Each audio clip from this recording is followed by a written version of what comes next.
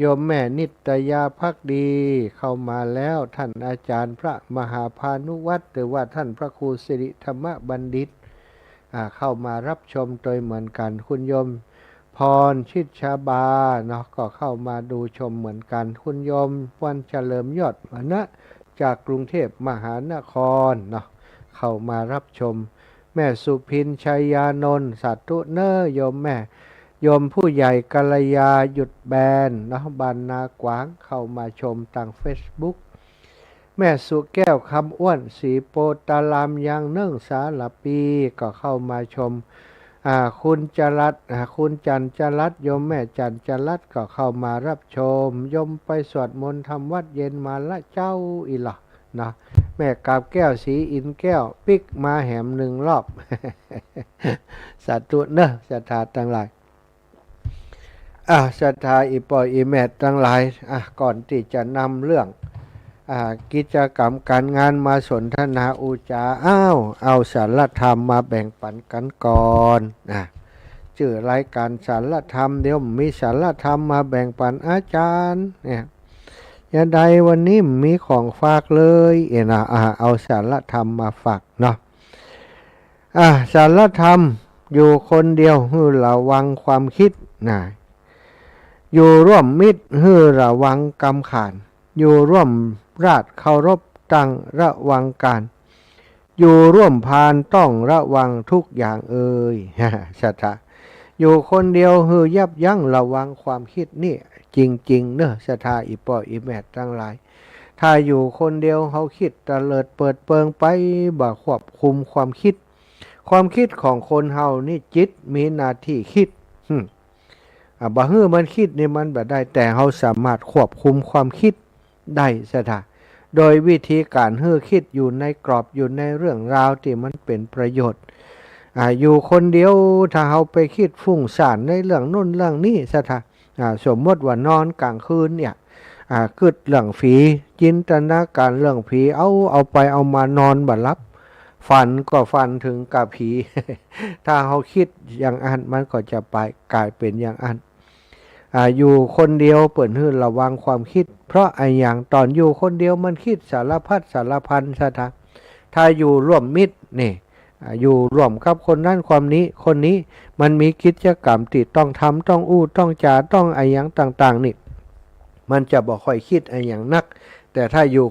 คนเดียวนี่มันจะคิดนักโดยเฉพาะเวลาเดินธุดงค์นี่สตา พูดโทอย่างเดียวถ้าบอกพูดโทนี่ไปคิดยังบ่ฮู้สะปะสะเป็ดหันอันนั่นก็คิดปรุงแต่งไปเป็นโน่นเป็นนี่ยิ่งตอนค่ำตอนแรงนี่อยู่คนเดียวในป่าจ้าลมวีดมาเหมือนล่างกาถ้าไปคิดถึงผีนี่จิตใจมันจะกระวนกระวายดิ้มดีก็จะกลายเป็นคนกลัวผีไปอยู่ในป่าจ้าก็ต้องพูดโทคิดแต่สิ่งที่ดีคิดหันแต่เทวดาบ่เอาเรื่องผีอย่างอ้นอย่างอี้บ่เอามากึด ถ้ากึดมันจะกลัวหรอกความคิดของคนเฮานี่อันตรายซะท่าความคิดในเรื่องของความคิดเรื่องของการปรุงแต่งนี่เปิ้นบอกให้ระมัดระวังถ้าเฮาระมัดระวังใดก็แสดงว่าอยู่คนเดียวบ่มีปัญหาแต่ถ้าบ่ระมัดระวังในบ่ยับยั้งความคิดนี่ปรุงแต่งไปเรื่อยเปื่อยสะเปะสะปะหันยังกับปรุงแต่งคิดไปเรื่อยอันนี้ก็จะกลายทำให้แทนที่จะได้รับความสงบเวลาอยู่คนเดียวกลายเป็นฟุ้งซ่านฟุ้งซ่านบ่มีความสงบอยู่ร่วมมิตรให้ระวังยั้งคำขานนั่นอยู่ร่วมมิตรนี่สำคัญซะท่าอยู่ร่วมมิตรก็หรือว่าอยู่กับร่วมกับคนหลายๆนะจะมิตรหรือบ่มิตรก็แล้วแต่อยู่กับคนหลายๆให้ระวังคำคำจ่าให้ดีบางทีเปิ่นเรื่องโน้นเรื่องนี้สอดเข้าไปหรือว่าบางครั้งบางที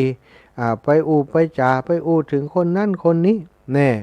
ไปถึงคนนั้นคนนี้ในทางที่บ่ดีในทางที่เสียหายก็กลายเป็นนินทากะอย่างกาว่าไปซะท่าอันนี้ก็บ่ดีถ้าอยู่ด้วยกันหลายๆนี่คือระวังคำจ่าเอาไว้คนเฮาบางเถื่อบางทีนี่คำจ่าเล่นหัวกันกลายเป็นเรื่องเป็นประเด็นพิษพ้องหมองใจไปก็มี ฉะนั้นจะอู้อย่างออกไปเวลาอยู่กับคนหลายๆนั่นให้ระวัง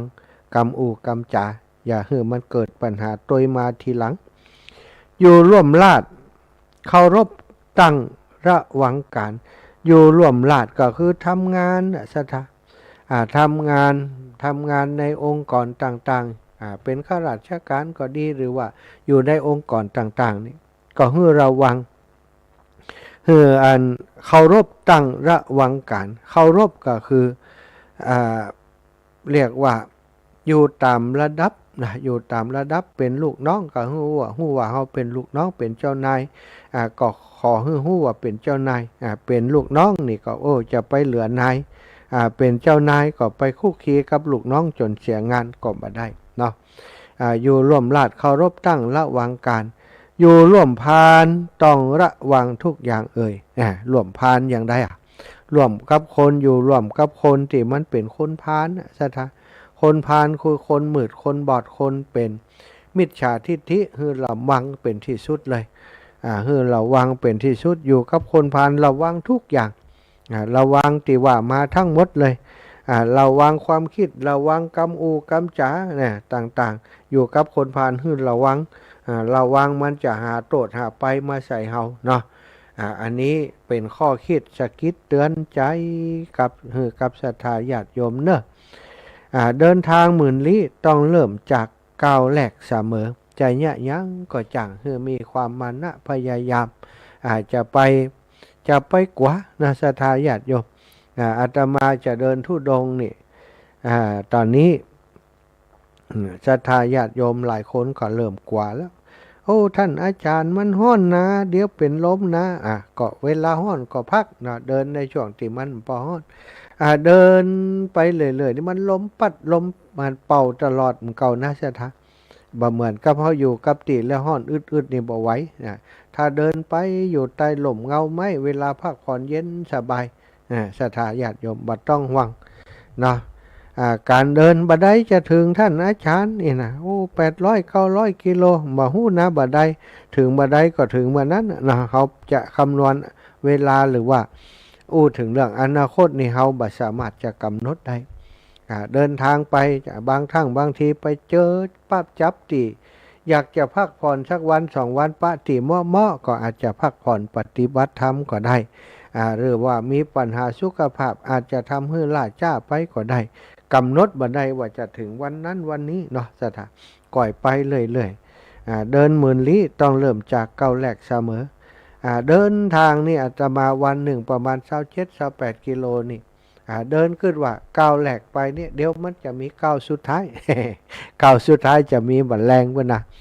เมื่อมีก้าวแรกเดี๋ยวบันแรงมันก็ก้าวสุดท้ายก้าวสุดท้ายได้พักผ่อนเดินไปเรื่อยๆก้าวต่อก้าวพุทโธปัจจุบันอดีตอนาคตปัจจุบันอดีตอนาคตปักหวอมไปม่วนซะจ้ะ ม่วนเนาะเวลาเดินนี่บ่ห่วงไอ้ยังนะบ่ห่วงบ่กว่าบ่ห่วงไอ้ยังเดินไปเรื่อยๆทำใจให้สบายหันอย่างตั้งหน้าก่อนนึกหันอย่างก่อนนึกในสิ่งที่ดีเพิ่นว่าคิดบวกทำให้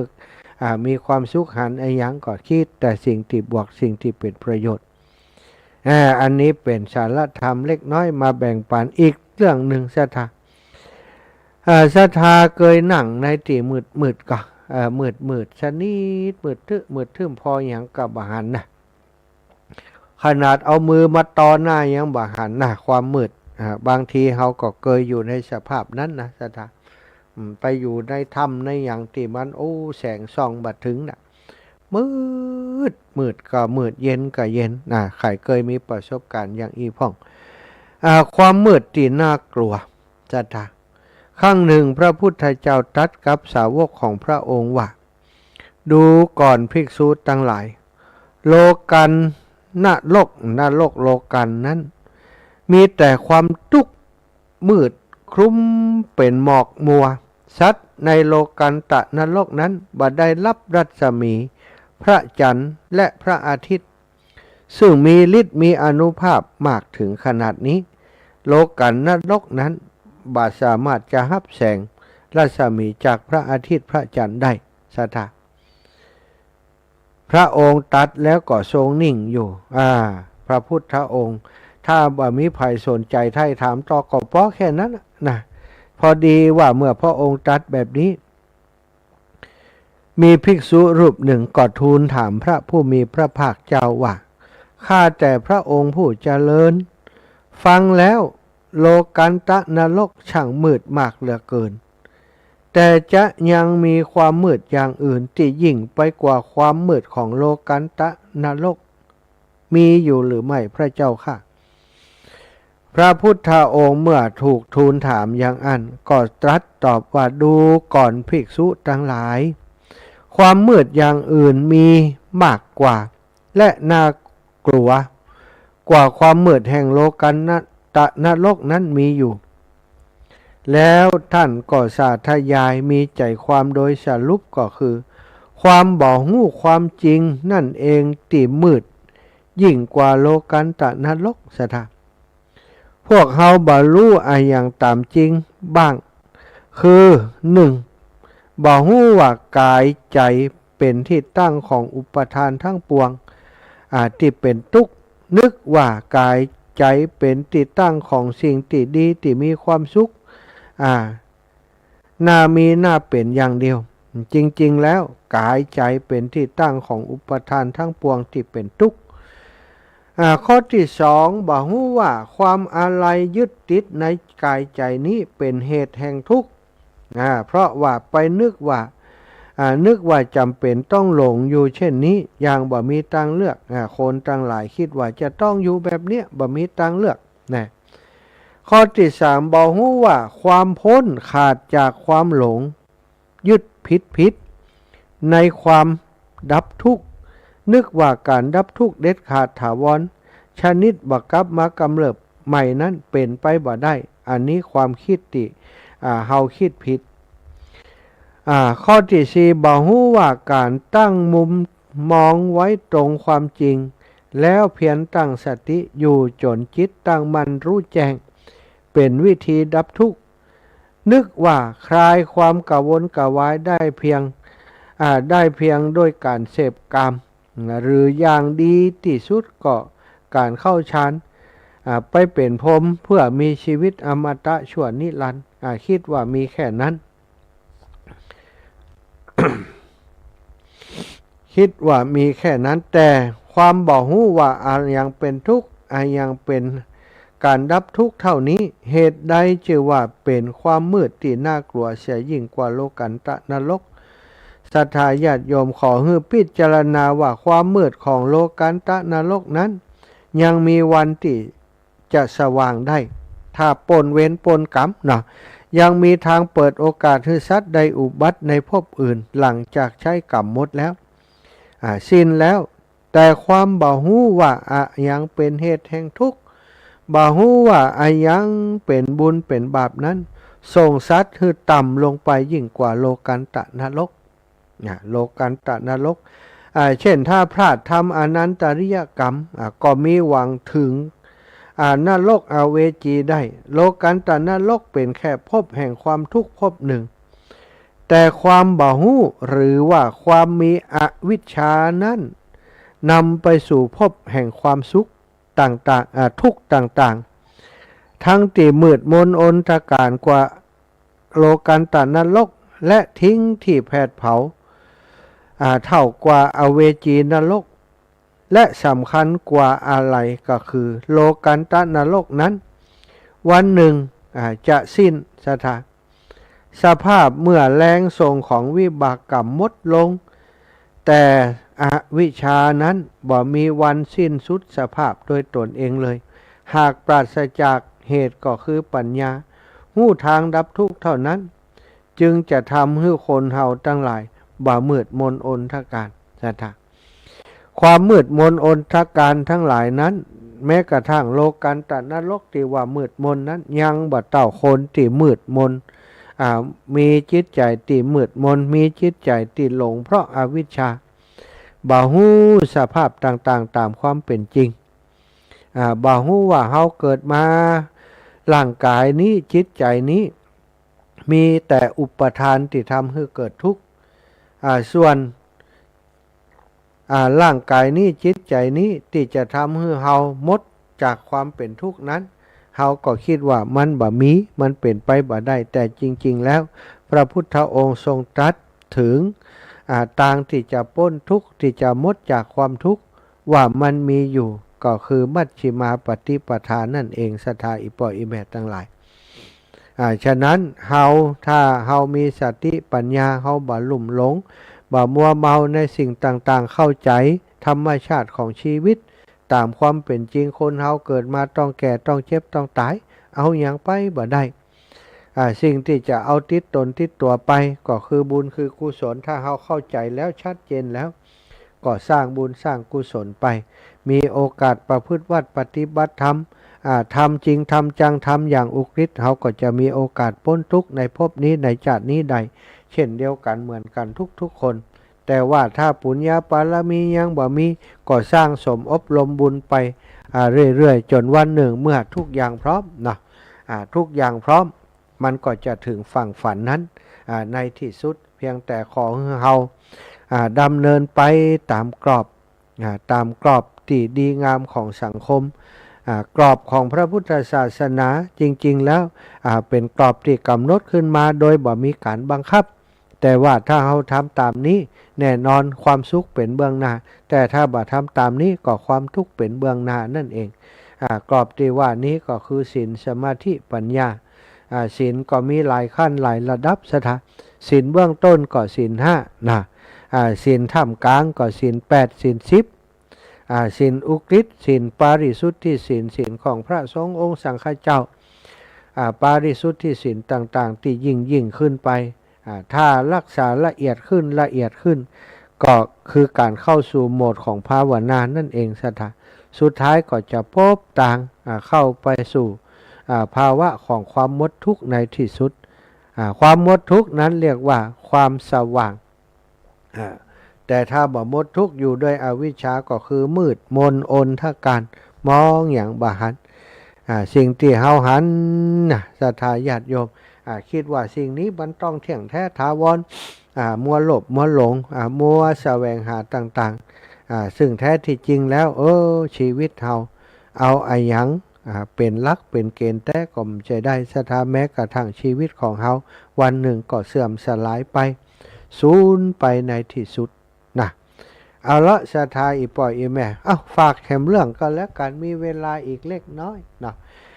มีเวลาอีกเล็กน้อยเป็นเรื่องเล่าเป็นนิทานที่เปิ่นเล่ากันมาเนอะศรัทธานิทานเรื่องนี้น่าสนใจ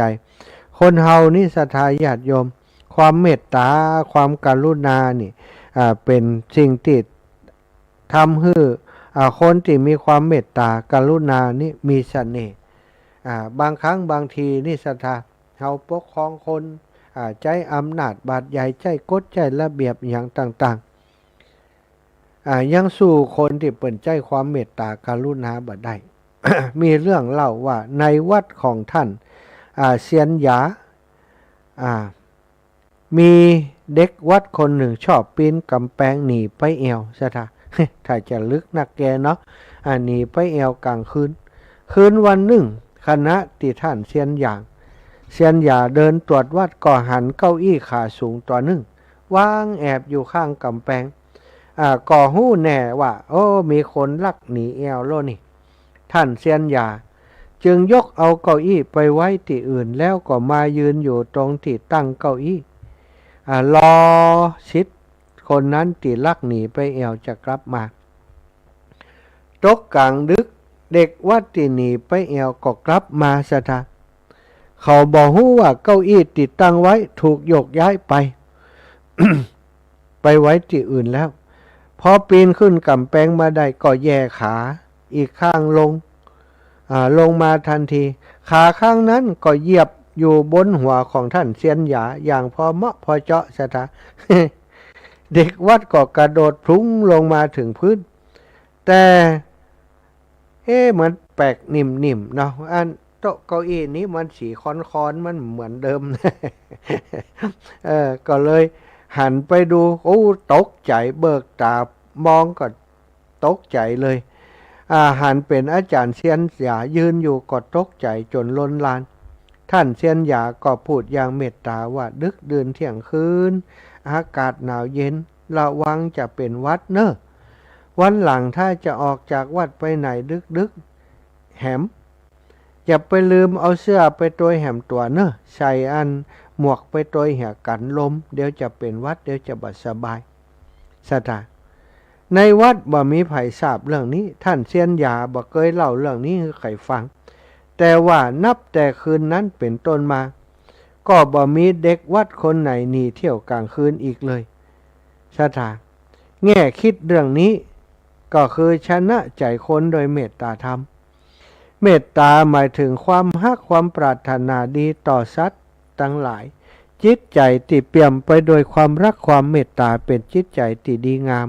อ่อนโยนเบิกบานเหมือนเช่นอาจารย์เซนในนิทานเรื่องนี้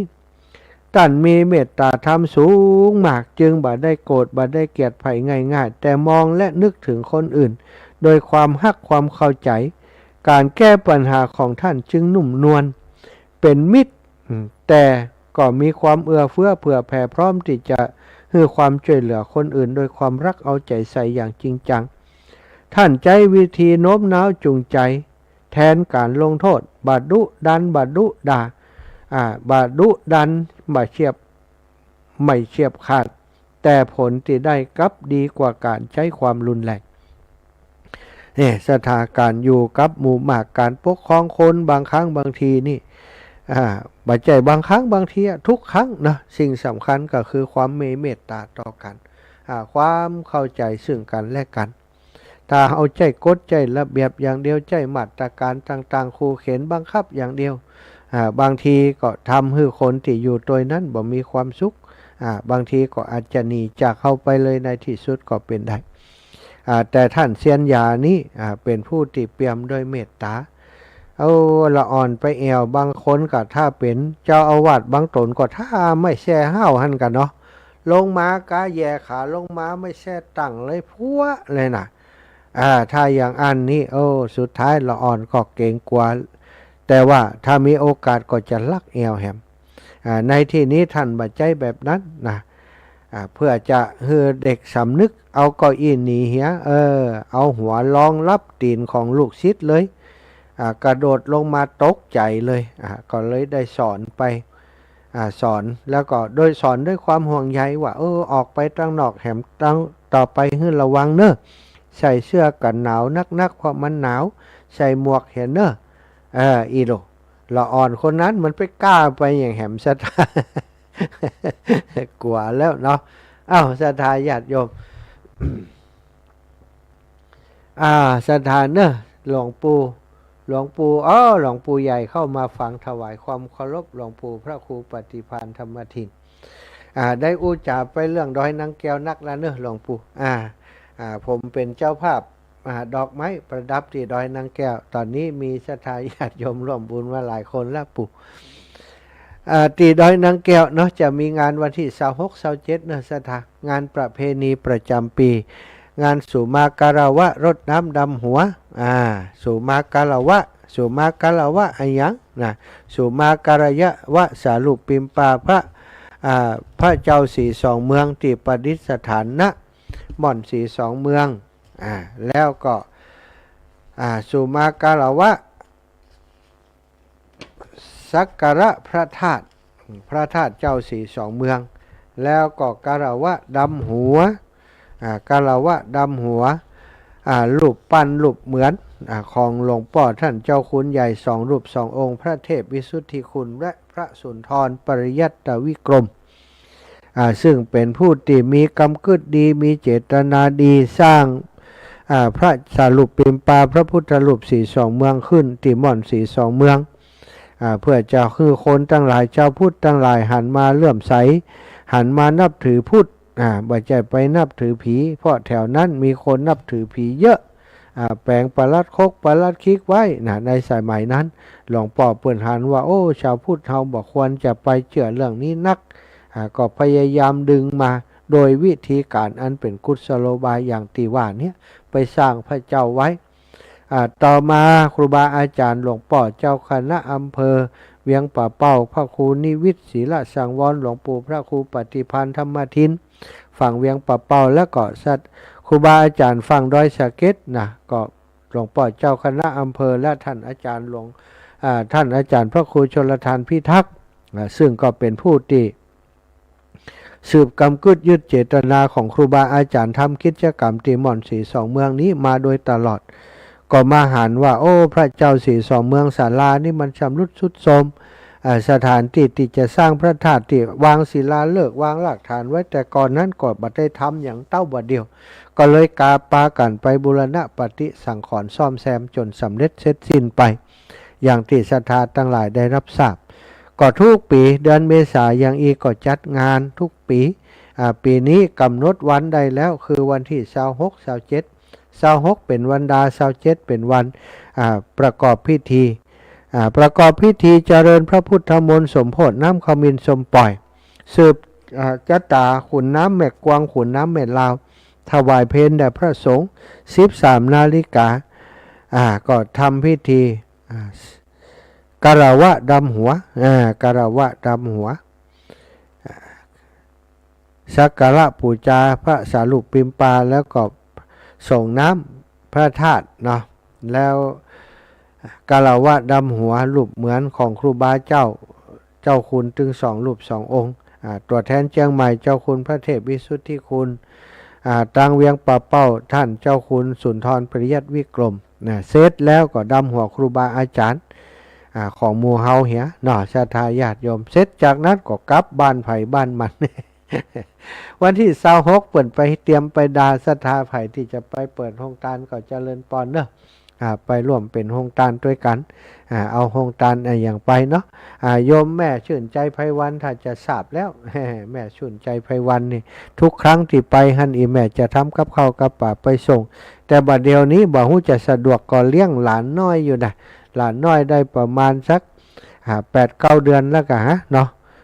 ถ้าจะเลี้ยงหลานน้อยอยู่ถ้าเลี้ยงหลานน้อยก็ทำมาได้ไปนอกจากจะมีคนดูแลแทนนะแล้วก็วันที่27นะ27ตอนเจ้านั่นครูบา40,000ได้แจ้งมาว่าเป็นเจ้าภาพข้าวต้มหม้อใหญ่ทุกครั้งที่ไปทำกิจกรรมที่ฮั่นครูบา40,000เพิ่นก็เป็นเจ้าภาพข้าวต้มเที่ยวนี้ก็ปวารณามาแล้วเป็นเจ้าภาพข้าวต้มอีกขอบคุณอนุโมทนาบุญกับครูบาเนอะท่านอื่นๆใครจะเอาอย่างไปอย่างใดก็แจ้งมาได้ถ้ามีโอกาสมีเวลาที่จะได้การก็จะแจ้งให้ศรัทธาญาติโยมทั้งหลายได้รับทราบเนอะแล้วเนาะตะกี้ก็ได้ประกาศประชาสัมพันธ์ไปแล้วพ่องละสำหรับคนที่เปิ่นให้หอมเป็นเจ้าภาพดอกไม้โดยอาตมาภาพหอมมา100-200บางพ่องก็หอมมาเป็นปันเจ้าภาพดอกไม้เจ้าภาพสังที่จะถวายในงานรดน้ำดำหัวนั้นก็มีหลายคนติดต่อมาแล้วน้องบุญทีลาโยธา1 สังโยมพรโยมสมพรรัตนาง1 สัง 1,000 บาทแล้วก็โยมแม่พัดวงพรมสายบันหนองยางก่อน1 สัง 1,000 บาทอนุโมทนาบุญให้กับโยมแม่เนอะศรัทธาท่านอื่นๆก็เฮาบ่ได้เป็นสังใหญ่อย่างอันก็หอมให้หอมมาเอาคนละ10ละ20คนละ100ก็เป็นเจ้าภาพด้วยกันได้ศรัทธาญาติโยมเปิดโอกาสเปิดสายให้ศรัทธาญาติโยมได้โทรเข้ามาเนอะ0808844173 0808844173โทรมาได้เลยจะโทรมาสอบถามเรื่องราวอย่างต่างๆก็ได้ยายพรล่องวัวแดงมาก่อนเปิ้นมาจะต่างเจ้ายายพรจะไปเดินนั่นไปไหนวันที่1 กุมภา1111อันพฤษภานี่จะเขาไหวเลยนะไหวก็ไปก่อนนะไหวก็พักนะไหวก่อนรับอันนั้นก็ไม่มีปัญหามันยังน้ำปลอดภัยนะเจ้าไหวก็พักสาธุนะเจริญปอนพี่น้องเมืองลี่มาแล้วโยมแม่ไปโอนไปแต่เจ้านี่เนอะเจ้าหันแล้ว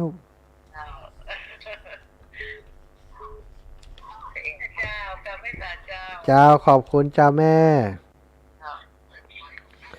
เต้าบ่ได้ยินเสียงเมินก็เติงหาปัดโต เจ้ากลับมาเสาเด้อท่านทั้งหลายเจ้าแม่สุเกี้ยวศิลปรสิตี้อ่ะมันโฮงละปุ่นเด้อกึดเติงกึดเติง หายไปแต่หายไปว่าไปที่ไหน เอาหายไปหน่อยขึ้นมันบัดได้ยินเจ้า ดีแล้วเหรอเดี๋ยวนี้เนาะ เดี๋ยวนี้ดีแล้ว อืม จ้างฟองแล้วเด้อ จัดตู้ขอบคุณนี่แม่นะ เจ้า จัดตู้จัด คิ เจ ด อ ถึงดูแลสุขภาพเลยเด้ออากาศมันร้อนนะเจ้า เจ้าโยมแม่จัดตู้ เจ้าจัดตู้อนุโมทนาบุญเลยเด้อ เจ้า วัดศรีสงเมืองนะเจ้า จัดตู้บุญรักษา อากาศมันร้อนขนาดอากาศร้อนแต่กายใจเฮาบ่ต้องร้อนเด้อ จัดตู้จ้าแม่จัดตู้อ้าวแม่อุ้ยสาวคุ้มตะวันปีน้องลวงเหนือดอยสะเก็ด เจ้าไหว้ตาเจ้า สาวขึ้นสาวลงอยู่ฮะน่ะ ขออนุโมทนาบุญด้วยเด้อ เจ้าได้เลย เจ้า ไว้จากมาทำบ้านห้อนก็ห้อนอยู่ไหนก็ป้อมเป็นบอล แต่มันฮ้อนแก่ลำไปเนาะแม่เนาะอืมนั่นน่ะนั่น มันเกิน มันเกินเดี๋ยวก็ลดอ่ะแหม่มันถึงที่สุดแล้วมันก็ลดอ่ะเนาะมีอย่างอยู่เหมือนหรอกมากอ่ะ เดี๋ยวมันก็จะเจ้า นี่อย่างก็เหนียวมีกันแดดอ่ะแดดครับ เจ้าสาธุสาธุ เอาไว้สาธุโมทนาสาธุตัวเนอ เอาแม่น้อมสุภาวงศ์ ตาหอนว่าดอกตรงนั้นตายหมดก้า โอ้เป็นหยังตั้งเพศดอกออกอยู่เยอะ อ๋อจะพุ่นดอกออกมากตา เจ้าดอกวันนั้นปลูกไว้เตียนงานครูบาอาจารย์มาดำหัววันนั้นโอ้มันออกบัดตันมันกำลังดอกบ่เดียวกำลังงาม กำลังจี งามละเดี๋ยวนี้ จีเฮลเนาะ เจ้าปลูกคือเปิ่นพร้อมได้พอกับเปิ่นอ่ะ พอเอาคนเดียวสาธุเจ้าแม่ จ้าจัด เจริญปอนแม่เฉลียวพี่น้องหล่องนอด ยายสาเจ้าค่ะ เจ้าแม่ แม่โอนไปละหนึ่งแล้วนี่นะ เจ้า น้องคำหวังลงบงโอนไปให้ถามหน่อยเลย เจ้าหันแล้วมาแล้ว แล้วครับ เจ้าแม่ แล้วจะตลอดจ้าหน้า เจ้าแม่สัตตุเนอร์ เจ้า แม่ชาเหลียวหล่องนอดนะเวียงปับเป้า ชุติการรอดพยักชุติการรอดพยักนะแม่น้อมสุภาวงศ์ทองสุขสีที่นิวนาดงใต้อีแม่โทรมาโอ้ปีน้องปงเทวีแม่สงเงียมใช้น้ำเจริญปอนปะกันกอนี่วันที่27นี่ ถ้าท่านอยู่ไหนนี่มันเดียวนี่ อยู่วัดบรรพตสถิตลำปาง โอ้อยู่ติดลำปางห้อนก็นั่นลำปาง โอ้เน็ตกว่าที่อื่นหมดนะ43 44ดูห้อนอย่างห้อนแต่ห้อนว่าปีนี้กว่ากูปี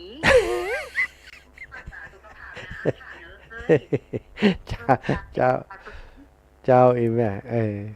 หมวกก็บ่ได้ใส่เหียเนาะ นั่น พนาเนาะ เจ้าอิดเหนื่อยเนาะทานเนาะช่วงนี้มีงานแควนของกับเจ้า งานนั้นมันกล่อมแค้นเฮานี่มันงานถึงวัน มีงานอย่างก็จัดรายการเก่าวันนี้นั่งจัดรายการ4 ชั่วโมงนี่วันพุธกูจะได้พักนะมันกลายเป็นว่าวันพุธกับวันอาทิตย์บ่ได้พักไปแฮมเด้อเนี่ยแปลกเหมือนกันสาธุนะแม่นะบุญรักษาเน้อ นมัสการเจ้าสาธุเจ้าสุขภาพเน้อ สาธุขอบคุณแม่ย่าซิมมุนีแก้วน มัสการเจ้าสาธุเจ้าสุขภาพเน้อ สาธุขอบคุณแม่ย่าเชียนลูกมีแก้ว ปิดวิทยุเลย นี่นั่นเองกระลูกเจ้า แม่บอกปิดวิทยุกะโทรมาจัดมันนี่ฮะ ถ้าแบบปิดวิทยุมันไปอู้กันหุ้นเลย แกเล่นฟังวิทยุพุ่นน่ะเอาเสียทา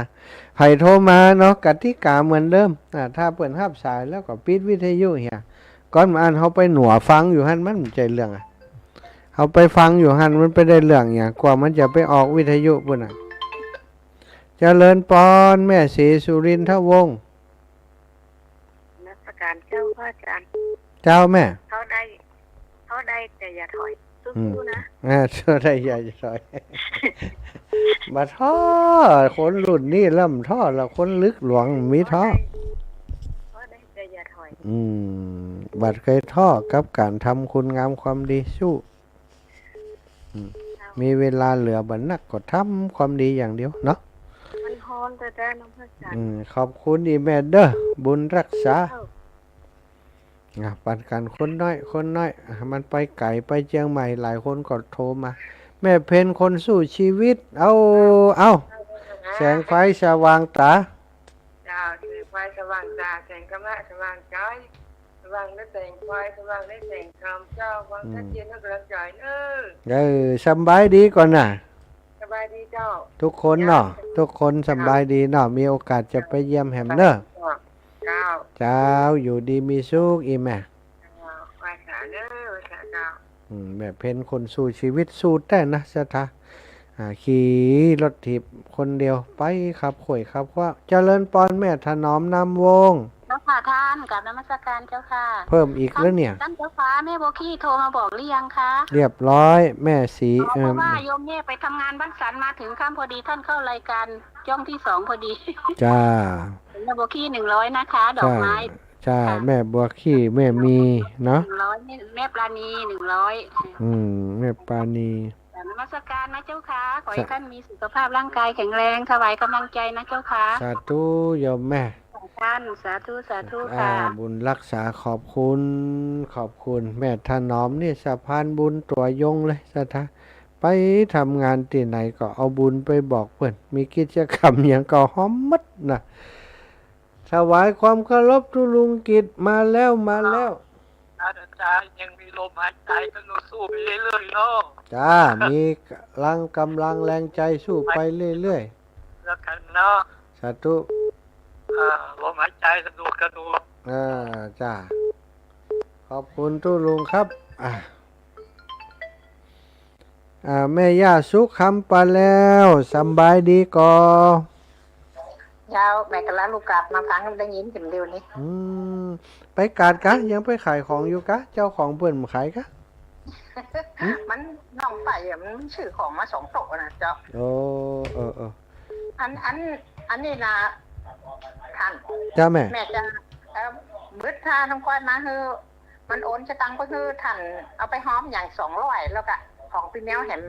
100น่ะนะแม่จะคือปิดน้องก้อยโอนไปคือท่านบึดเลย คำปาแล้วแม่หอมมันดำหัวปุ่นหล่ะเตียน42เมืองล่ะ เจ้า ดอกไม้ร้อย เจ้า ดำหัวร้อยเนาะเจ้า เจ้า ปีแมวใดแมวไอ้ตูที่เพิ่นพาไปวัดมันโพดเฮาวันนั้นน่ะที่แม่ลืมนะ อ๋อ ลืมล่ะติดอยู่บ้านพุ่นล่ะเจ้า สาธุแม่ไปแอวด้วยกันบ่42เมืองได้ไปจ้ะมันเป็นหยังมันฮ้อนด้วยมันห่อนอย่างนั้นลูกจะไปเดินทุดงแม่ใช้คือ2แม่คือเดินตังค์ไป200เลยเจ้าได้กะ เจ้าแม่จะคือน้องไปโอนเถอะบึดเนอะ เจ้าแม่สาธุเนอะ น่ะไปบุญโดนทุดงกับมันห่อนให้ห่อนกลับเด้อลูกแม่ว่าจะไปมันเป็นหน้าที่เนาะแม่เนาะทำทุกปีอ่ะถ้ามันขาดไปมันก็ตอนเนื่องจ้ะถ้าไปเจ้าก็นี่เดี๋ยวก็จะเข้าว่าสามีงานตั้งนายแหมรอบแม่จะไปเดินที่ปีให้ค่ะหรอมีรถไปก่อนเดินจนต้องมดแห้งบ่กะมีแห้งบ่น่ะสาธุแม่จ้ะเจริญปอนแม่ย่าซิมมุนีแก้วปิดอยู่แล้วเนาะอู้ได้เลยเจ้าไม่ลืมบ่อย่าละกี้เจ้าเจ้ามันเป็นหยังเจ้าทำโทรศัพท์ก็บ่ค่อยดีเต๊กอยู่หั่นน่ะเต๊กอยู่หั่นล่ะเต๊กพูดเต๊กแม่นมันมีงานอย่างก็ลูกเจ้า เปิ้นดำหัวเปิ้นสักการะพระธาตุสีสองเมืองพระเจ้าสีสองเมืองงานประจำปีประเพณีเปิ้นทุกปีแหม อันที่ว่าดอกไม้อย่างเงี้ยนะ ฮะ ที่ว่าดอกไม้อย่างเงี้ยนะ ดอกไม้ประดับนะกะดอกไม้ที่เปิ้นแต่งสถานที่นะกะแต่งพระเจ้าแต่งงานหุบอย่างต่างๆ แต่งพระธาตุนะกะแหมดอกไม้เปิ้นจัดกุปีเราทำบุญกับอันแม่ทำบุญสักร้อยได้กับเจ้า ได้ อันก็นี่อย่างกับเจ้า ดอกไม้กับสังถวายอันครูบาอาจารย์ไหม ถ้าดีรายการอันดังหัวอันคือเจ้านั่น เจ้า มันมีปัจจัยแต่เจ้า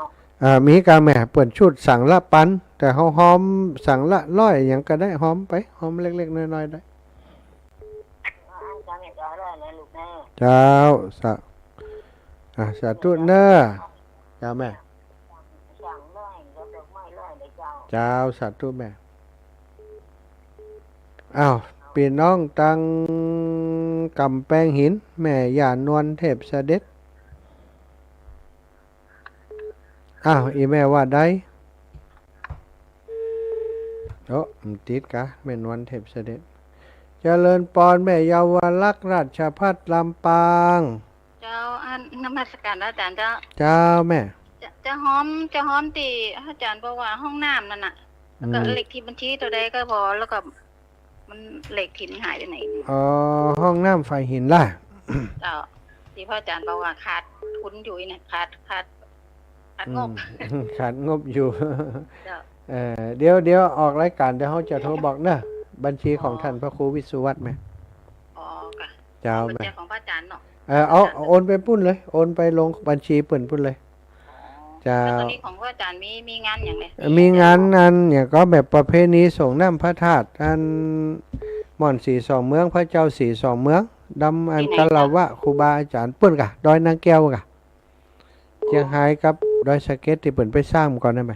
อ๋อเลขที่บัญชีมันอย่างเจ้า อันนี้ใจของเฮา5363นะแม่มีแล้วอย่าง5363 มี มี ไล แล้ว น์ก็มันดู เอาล่ะ เลข